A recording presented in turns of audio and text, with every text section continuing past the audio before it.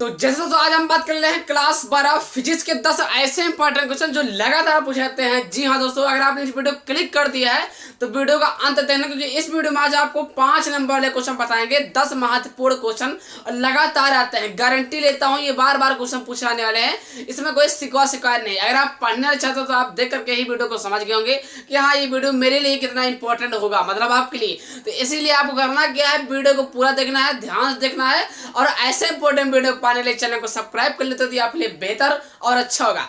चलिए मैं बात कर रहा हूं पहले क्वेश्चन के। मैं पहले बता दूं, हर एक क्वेश्चन का आंसर भी बताऊंगा। मेरे चैनल पर यह तो खूबी आंसर के साथ मिलता है वीडियो हर, तो मैं जो क्वेश्चन बताऊंगा उसका आंसर भी बताऊंगा। तो चलिए, मैं पहला नंबर क्या है भाई, पहले नंबर क्या है, गॉस का नियम। ये तो सिंपल है, गॉस का नियम आपने याद भी कर लिया होगा, है ना। और एक्चुअली मैंने 5 महत्वपूर्ण नियम बता रखा है, उसका लिंक डिस्क्रिप्शन बॉक्स में है, तो वो तो बात की बात है। इस पर देखिए, तो मैंने गॉस का नियम पहला नंबर क्वेश्चन, ये तो आपको आता होगा, लेकिन इसका आंसर भी बताएंगे, देख तो लो।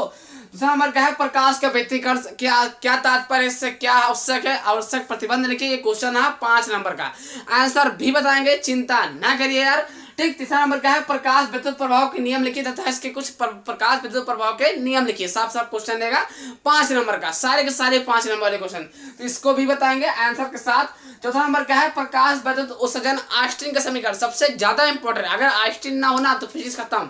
फिजिक्स में सबसे ज्यादा इंपॉर्टेंट आइंस्टीन वाला समीकरण, ये 5 नंबर का आता है। जी हाँ दोस्तों, आइंस्टीन का समीकरण के साथ पूरा निगमन के साथ बताएंगे।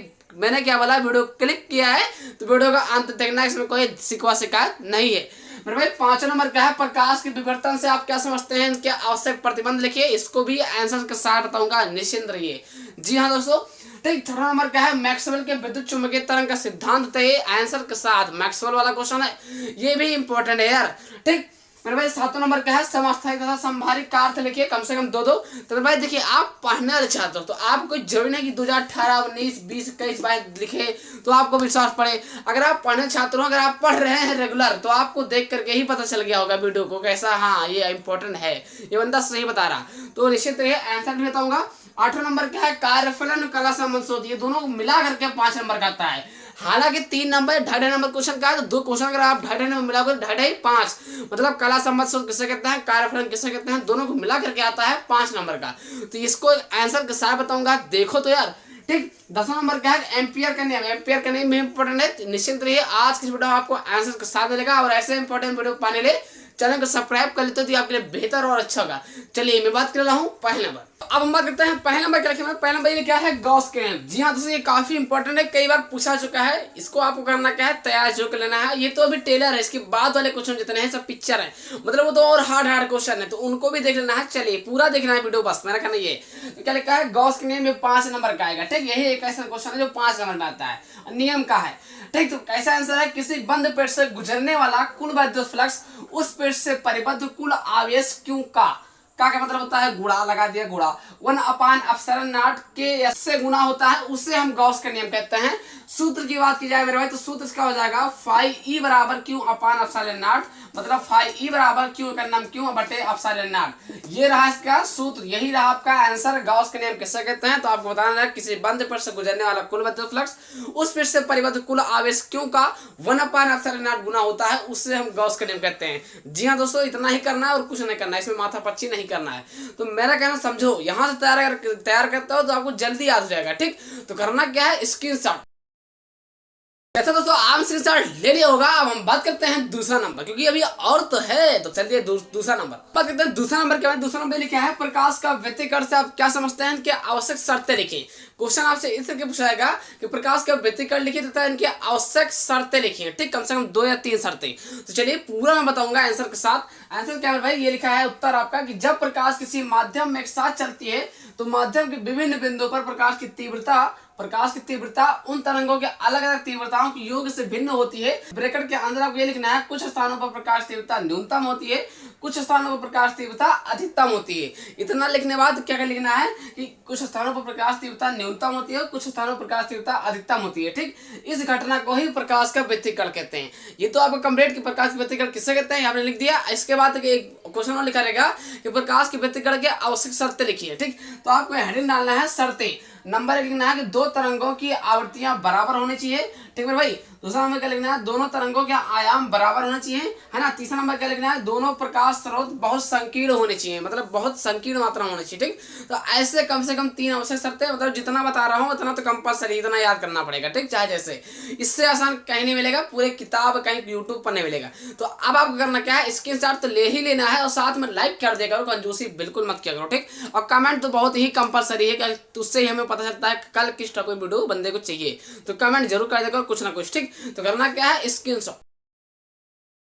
जैसा दोस्तों आपने स्क्रीनशॉट ले लिया होगा, अब हम बात करते हैं तीसरा नंबर। और ऐसे इंपॉर्टेंट वीडियो पाने के लिए चैनल को सब्सक्राइब कर लेते हो तो ये आपके लिए बोर्ड एग्जाम के लिए बहुत बेहतर और अच्छा होगा। जी हाँ दोस्तों, चलिए मैं बात कर रहा हूँ तीसरा नंबर, ठीक। तो अब हम बात करते हैं तीसरा नंबर के। मैं तीसरा नंबर लिखा है प्रकाश विद्युत प्रभाव के नियम लिखिए। ये रहा आपका क्वेश्चन 5 नंबर का, प्रकाश विद्युत प्रभाव के नियम लिखिए तथा इसको समझाइए, ठीक। तो इसका आंसर क्या हो जाएगा मेरे भाई, आंसर ये हो जाएगा कि वैज्ञानिक लेनार्ड तथा मिल्टन ने प्रकाश विद्युत प्रभाव के संबंध में किए गए प्रयोगों से, मैंने क्या बोला कि वैज्ञानिक लेनार्ड तथा मिल्टन ने प्रकाश विद्युत प्रभाव के संबंध में किए गए प्रयोगों से प्राप्त परीक्षणों के आधार पर कुछ नियम दिए गए हैं जो प्रकाश विद्युत प्रभाव के नियम कहलाते हैं, ठीक। किए गए परीक्षणों के आधार पर कुछ नियम दिए गए हैं जिसे हम प्रकाश विद्युत प्रभाव के नियम कहते हैं। ये तो आप कंप्लीट, अब कम से कम 2 नियम लिख देना है। देखो लिखना तो आपकी मर्जी, चाहे इतना लिख दो, जितना लिखोगे उतना ज्यादा नंबर, लेकिन 2 नियम मेरे हिसाब से याद कर लो ताकि आसान जो आपका प्रॉपर्ली बना रहे, ठीक। तो पहला नंबर क्या लिखना है, प्रकाश इलेक्ट्रॉनों की अधिकतम गतिज ऊर्जा प्रकाश की आवृत्ति के बढ़ने पर बढ़ती है, ठीक। दूसरा नंबर क्या है, प्रकाश इलेक्ट्रॉनों की अधिकतम गतिज ऊर्जा प्रकाश की तीव्रता पर निर्भर नहीं करता है, बस, ठीक। प्रकाश की तीव्रता पर निर्भर नहीं करता, बस इतना ही करना है। मैंने प्रकाश विद्युत प्रभाव के नियम भी बता दिया, इससे काफी इंपॉर्टेंट क्वेश्चन है, ठीक मेरे भाई। तो करना क्या है, स्क्रीनशॉट। देरी किस बात की, स्क्रीनशॉट। दोस्तों आपने स्क्रीनशॉट ले लिया होगा। अब हम बात करते हैं चौथा नंबर। चौथा नंबर क्या है, चौथा नंबर क्वेश्चन ये लिखा है कि प्रकाश विद्युत उत्सर्जन आइंस्टीन का समीकरण लिखिए। समीकरण मतलब यही सूत्र रहेगा आपको, 1/2 mv² mx बराबर h v minus v naught या v0, यही आपको सिद्ध करना है ये सूत्र को, ठीक। ये भी इंपॉर्टेंट है, ये डायरेक्ट 5 नंबर का आता है। जी हाँ दोस्तों, यही तो 5 ही तो 8 नंबर के सबसे खतरनाक सबसे इंपॉर्टेंट क्वेश्चन यही है फिजिक्स के अंतर्गत।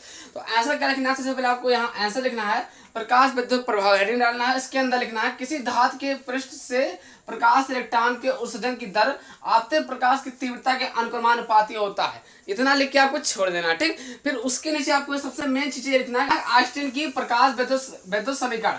ये रहा आपका समीकरण, ये आपका रहा हेडिंग। इसके अंदर क्या करना है, अब करना करवाएगी आइंस्टीन ने जर्मनी वैज्ञानिक मैक्स प्लांक के क्वांटम सिद्धांत के आधार पर बताया कि जैसे कोई प्रकाश फोटॉन किसी धातु की सतह पर गिरता है तो फोटॉन की ऊर्जा 2 भागों में बढ़ जाती है, ठीक। 2 भागों में बढ़ जाता है। तो फिर यहाँ क्या करना है, पहला भाग प्रकाश इलेक्ट्रॉन को धातु की सतह तक लाता है जिसे हम कार्यफलन कहते हैं, कार्यफलन को लिखते हैं W से, ठीक। तो दूसरा भाग फिर क्या लिखना है, दूसरा भाग प्रकाश इलेक्ट्रॉन को अधिकतम गतिज ऊर्जा E प्रदान करता है, ठीक मेरे भाई, E प्रदान करता है। इतना आपको लिखना है। ये मैंने अभी अब क्या होता है, अभी आपका प्रकाश विद्युत प्रभाव का समीकरण बोला, अभी तो पूरा बाकी है इसी का।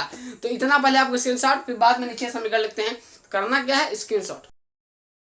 तो जिस दोस्तों आपने स्क्रीनशॉट ले लिया होगा, अब आपको यहाँ पे लिखना है आइंस्टीन के विद्युत समीकरण से। चलिए मैं बता रहा हूँ फिर से। तो अब वो करना क्या है, यहाँ पे लिखना है आइंस्टीन के अनुसार फिर क्या लिखना है, HV बराबर W प्लस EK। W क्या है, कार्यफलन है, EK क्या है, गतिज ऊर्जा, ठीक। तो EK हमें इधर लाना है, तो मेरे भाई EK आपका इधर आएगा तो क्या हो जाएगा माइनस, फिर इधर क्या हो जाएगा W, इधर जाए तो क्या हो जाएगा HV हो जाएगा माइनस के, ठीक। इतना आपको तो पता ही होगा, एकदम सिंपल है। तो ये जो माइनस है इधर अगर आप गुणा कराते हो तो क्या हो जाएगा, जब गुणा हो जाएगा तो EK बराबर हो जाएगा HV माइनस W, ठीक। ये हो जाएगा भाई, गुणा करते हो तो HV आगे जाएगा, माइनस के W पीछे हो जाएगा, ठीक। तो आपने एक चीज पढ़ा होगा, देहली आवृत्ति का सूत्र पढ़ा होगा। आवृत्ति सूत्र क्या होता है, W बराबर HV0, है ना। तो जहाँ W है वहां पर HV0 ले सकते हो, है ना। यहाँ करना क्या मेरे भाई, EK बराबर HV है ये, ठीक, माइनस इसकी जगह क्या लिख देना, आपको लिख देना है HV0। अब इसमें से आपको कॉमन क्या मिल रहा है, कॉमन मिल रहा है आपका H, ठीक मेरे भाई। तो अंदर क्या बचा, V माइनस V0, है ना। इधर किसके बराबर, EK के बराबर। ये आपका समीकरण फर्स्ट तैयार हो गया, ठीक। यहाँ पर क्या हो जाएगा, समीकरण आपका फर्स्ट हो गया, है ना। तो ये आपको फर्स्ट लिखना है। अब आपको करना है, यहाँ पर एक लाइन लिख लेना है, यदि उत्सर्जित प्रकाश इलेक्ट्रॉनों का अधिकतम वेग Vmx हो तब, मतलब अधिकतम वेग हो तो, है ना, उसके लिए क्या करना है।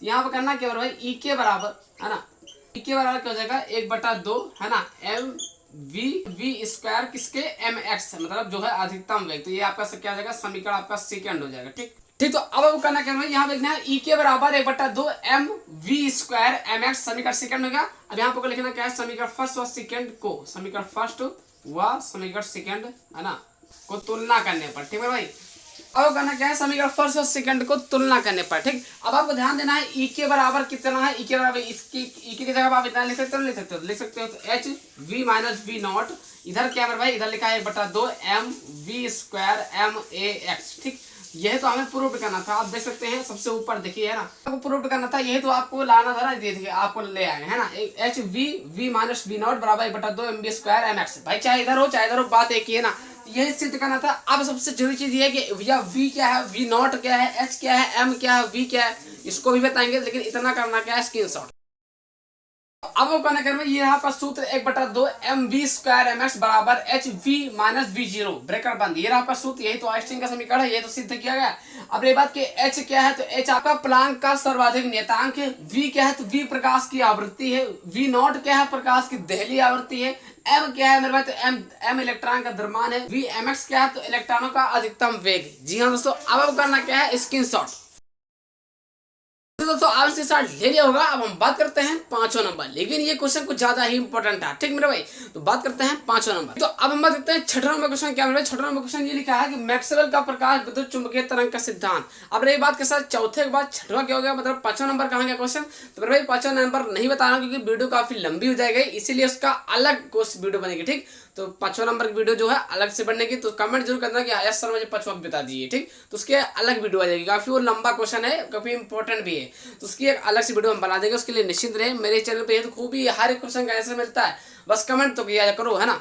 तो मेरे भाई उसके लिए चिंता न करना, उसकी अलग वीडियो बन जाएगी, उसकी काफी लंबी वीडियो होगी। ठीक, तो निश्चित रहिए, उसको अलग से बता दिया जाएगा, तो इसीलिए 5वां नंबर इसमें नहीं बता रहे। 6वां नंबर देखिए। ठीक, मैक्सवेल का प्रकाश विद्युत चुंबकीय तरंग का सिद्धांत, ये रहा आपका क्वेश्चन। अब इसका आंसर आपको सटीक से सटीक लिखना है। अब कभी किसी विद्युत परिपथ में विद्युत धारा उच्च आवृत्ति से बदलती है, अर्थात परिपथ में उच्च आवृत्ति की विद्युत दोलन होते हैं, तो उस परिपथ से ऊर्जा तरंगों के रूप में चारों ओर प्रसारित होने लगती है, मतलब फैलने लगती है। ठीक, प्रसारित होने लगती है, तो इन तरंगों को विद्युत चुंबकीय तरंगे कहते हैं। इतना कर देना है, फिर लिखना है इन तरंगों में विद्युत क्षेत्र ई तथा चुंबकीय क्षेत्र बी परस्पर लंबवत तथा तरंग के संचरण की दिशा के भी लंबवत होते हैं। ठीक है भाई, फिर आपको हेडिंग डालना है विद्युत चुंबकीय तरंगों का अभिलक्षण। ठीक है भाई, क्वेश्चन आपके इस तरीके से पूछा गया, मैक्सवेल का प्रकाश विद्युत चुंबकीय तरंग का सिद्धांत लिखिए तथा इनके अभिलक्षण लिखिए। ठीक, तो क्या हेडिंग डालना है कि विद्युत चुंबकीय तरंगों के अभिलक्षण। नंबर 1 क्या लिखना है, कम से कम 2 अभिलक्षण याद कर लेना। ठीक, तो कम से कम बोला मैंने। ठीक, तो पहला नंबर क्या है कि विद्युत चुंबकीय तरंगे त्वरित आवेश द्वारा उत्पन्न की जाती है। ठीक है भाई, दूसरा नंबर क्या है कि इन तरंगों के संचरण के लिए किसी पदार्थिक माध्यम की आवश्यकता नहीं होती। ये आपका रहा दोनों के दोनों अभिलक्षण। ठीक, तो मैक्सवेल के जो प्रकाश विद्युत चुंबकीय तरंग का सिद्धांत वाला क्वेश्चन था, अर्थात 6वां नंबर क्वेश्चन जो था आपका कंप्लीट हो गया है। 5वां नंबर के निश्चित रहिए, 5वां नंबर की वीडियो अलग से आ जाएगी। ठीक, इसके लिए हमें क्षमा का चाहिए, तो निश्चित रहिए, बिल्कुल उसके अलग से वीडियो आएगी। ठीक, तो इसको करना क्या है, स्क्रीनशॉट। ऐसा दोस्तों आज के साथ ले लिया होगा। ऐसे इंपॉर्टेंट वीडियो पाने के लिए चैनल को सब्सक्राइब जरूर कर लें मेरे भाई। अब हम बात करते हैं 7वां नंबर। तो अब हम बात करते हैं 7वां नंबर क्वेश्चन के बारे में। 7वां नंबर क्या है कि समस्थानिक तथा संभारिक के अर्थ दो लिखिए। ठीक, ये भी इंपॉर्टेंट है, समस्थानिक कैसे कहते हैं, संभारिक कैसे कहते हैं, पूरा आंसर सही बताइए। जी हाँ दोस्तों, इसका आंसर क्या होगा, सबसे पहले आपको हेडिंग डालना है समस्थानिक, है ना, समस्थानिक या समपोटरानिक एक ही बात है। ठीक, तो आपको हेडिंग डालना होगा, क्या लिखना है भाई, हेडिंग डालने के बाद लिखना है किसी एक ही तत्व के ऐसे परमाणु जिनके नाभिकों में प्रोटॉनों की संख्या समान होती है परंतु न्यूट्रॉनों की संख्या भिन्न भिन्न होती है, तो उस तत्व के समस्थानिक या समपोटरानिक कहलाते हैं। ठीक, समस्थानिकों के परमाणु क्रमांक Z समान होते हैं परंतु द्रव्यमान संख्या A भिन्न भिन्न होती है। एग्जाम्पल मतलब उदाहरण, हाइड्रोजन जैसे हो गया 1H1, 1H2, मतलब 1H2, 1H3, है ना, ये आपका एग्जाम्पल के अंदर आता है। फिर ऑक्सीजन हो जाएगा 8O16, है ना, 8O17, 8O18, मतलब ये एक ही जैसा है, जैसा कि आपको समस्थानिक मैंने बता दिया है। इसके बाद आपको हेडिंग करना है संभारिक, है ना, संभारिक में हेडिंग क्या लिखना है, फिर ऐसे नाभिकों को जिनमें न्यूक्लियनों की कुल संख्या समान होती है परंतु प्रोटॉनों और न्यूट्रॉनों संख्या भिन्न भिन्न होती है, उसे संभारिक कहते हैं। उसे क्या बोलते हैं, संभारिक कहते हैं। जी हाँ दोस्तों, नाभिकों का परमाणु क्रमांक Z भिन्न भिन्न होता है तथा द्रव्यमान संख्या A समान होती है। द्रव्यमान संख्या A क्या होता है, समान होता है ना। एग्जाम्पल एग्जाम्पल लिखना है उदाहरण में 1H3 तथा 2He द 2 हीलियम 3 मतलब 7N14 है ना। तो ऐसे ही आपको समस्थानिक और संभाविक मतलब जो मैंने आपको बता रखा है समस्थानिक का आपको एग्जाम्पल मतलब उदाहरण सहित आपको ऐसे लिखना है, ठीक। परिभाषा और संभाविक का इतना, अगर आप इतना कर देते हो जैसे कि लिखा ऐसे अगर आप कर देते हो तो यहाँ से आपका 5 नंबर पक्का या अर्न हो जाएगा। जी हाँ दोस्तों, अब आपको करना क्या है, स्क्रीनशॉट। अब स्क्रीनशॉट ले लिया होगा। अब हम बात करते हैं 8वां नंबर। हम बात करते हैं 8वां नंबर के बारे में। 8वां नंबर क्या है, कार्यफलन किसे कहते हैं। जी हाँ दोस्तों, कार्यफलन भी इंपॉर्टेंट है। ये 2.5 नंबर मतलब 2 नंबर का क्वेश्चन है, 2 नंबर के दोनों मिलाकर के 5 नंबर का पूछा जाता है कि कार्यफलन किसे कहते हैं परिभाषित कीजिए, और कला संबंध सूत्र किसे कहते हैं परिभाषित कीजिए। दोनों मिला करके 5 नंबर का आता है तो 5 नंबर का। जी हाँ दोस्तों, ये भी इंपॉर्टेंट है। तो कार्यफलन का आपको लिखना क्या है, कार्यफलन हेडिंग डालना है, फिर इसके अंदर लिखना है कि वह न्यूनतम प्रकाश ऊर्जा जो किसी धातु पृष्ठ से इलेक्ट्रॉन उत्सर्जित करने के लिए आवश्यक होती है उस धातु का प्रकाश विद्युत कार्यफलन कहलाता है। इसे हम W से प्रदर्शित करते हैं या व्यक्त करते हैं, ठीक। सूत्र की बात की जाए तो W बराबर HV0 जिसे V0 बोलते हैं, ठीक। तो बस इतना ही करना है। कार्यफलन भी आपका ओके हो चुका है, मतलब इंपॉर्टेंट है, तैयार जरूर कर लेना, ठीक। फिर 9वां नंबर क्वेश्चन क्या है, कला संबंध सूत्र मतलब दोनों मिला करके 5 नंबर का आता है, तो ये भी तो याद करना पड़ेगा। कला संबंध सूत्र किसे कहते हैं, बहुत आसान है। ऐसे दो स्रोतों को जिनके बीच का अंतर सदैव नियत रहता है उसे हम कला संबंध सूत्र कहते हैं। बस इतना ही करना और कुछ नहीं है, ठीक। तो इससे आसान और कहीं नहीं मिलेगा। तो मेरे भाई करना क्या है, स्क्रीनशॉट। अगर अभी तक लाइक कमेंट नहीं किया तो कमेंट और लाइक करना बहुत ही अनिवार्य है, ठीक। तो ऐसे इंपॉर्टेंट वीडियो पाने के लिए चैनल को सब्सक्राइब तो करना जरूरी है। तो करना क्या है, स्क्रीनशॉट। स्क्रीनशॉट ले लिया होगा। अब हम बात करते हैं 10वां नंबर। अब हम बात करते हैं 10वां नंबर क्वेश्चन क्या है। 10वां नंबर क्वेश्चन लिखा है एम्पियर के नियम। एम्पियर का प्रकृति नियम किसे कहते हैं, 3 नंबर का क्वेश्चन है। जी हाँ, ये काफी इंपॉर्टेंट है। इसका आंसर क्या हो जाएगा मेरे भाई, तो इसका आंसर हो जाएगा किसी बंद पृष्ठ का रेखीय समाकलन धारा I का यूनाट गुना होता है जिसे हम एम्पियर का प्रकृति नियम कहते हैं। मैंने क्या बोला कि किसी बंद पृष्ठ का रेखीय समाकलन धारा I का यूनाट गुना होता है जिसे हम एम्पियर का प्रकृति नियम कहते हैं। बात की जाए सूत्र की मेरे भाई, तो सूत्र इसका क्या हो जाएगा, 5 × BDL बराबर यूनाट × I। ये रहा आपका सूत्र। मेरा कहना समझ गए। तो जैसा दोस्तों आज इस वीडियो में तुमको बहुत कुछ सीखने को मिला होगा। आशा करता हूँ वीडियो देख करके समझ गए तो प्लीज लाइक करके चैनल को सब्सक्राइब करना है। फिर मिलते हैं किसी नेक्स्ट वीडियो के साथ, तब तक के लिए जय हिंद, वंदे मातरम।